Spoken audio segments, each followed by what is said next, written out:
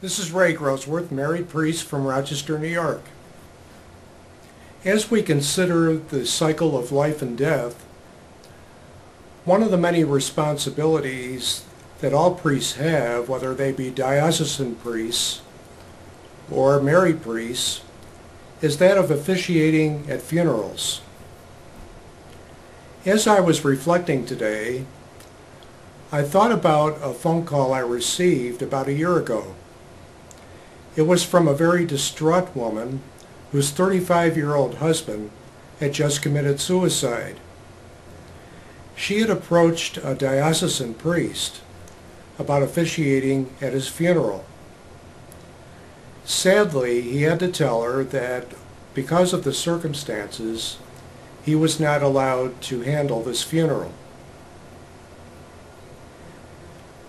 She was given my name, and I was very compassionate to her. It's very important to state that whenever a suicide occurs, we should not be judgmental in any way. We have no way of knowing what type of pain precipitated the suicide. It could be a serious illness that caused excruciating physical pain, or it could be an emotional condition that caused pain of another type that we can only speculate on. Whatever happens between a person's soul and God is a private matter.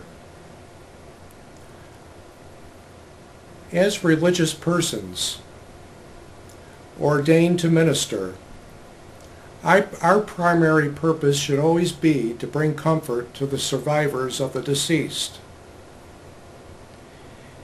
One of the sad realities of any diocese is the shortage of priests. While a diocesan priest may be available for a funeral, he may not be available to go to the cemetery. Therefore, it is quite common for a diocesan priest to preside at the funeral, and then either a trained layperson or a deacon will take over at the cemetery. Married priests, such as myself, have more flexibility in this regard. As married priests, we also don't make any judgments as to who can have a funeral and who can't. I like to feel that we have all come to realize, as I stated earlier, that our primary purpose is to bring comfort to the survivors. If you are having a problem finding a diocesan priest for a funeral that you are in a process of arranging, please feel free to go to the website of the Federation of Christian Ministries.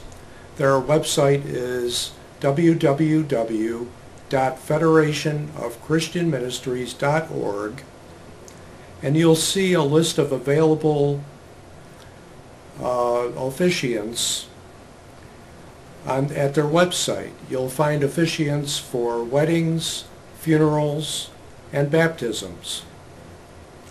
While my primary function has been that of a wedding officiant, I am also available as a presider for a funeral or a baptism. Regardless of the circumstances surrounding a death, the function of a priest should be that of a comforter. I've always had problems with the notion of any decisions made on earth as to whether or not a deceased person is granted entry into heaven. That is between the person and God. We, as priests, have the primary function of bringing comfort, and that is what I hope to do. Thank you for watching.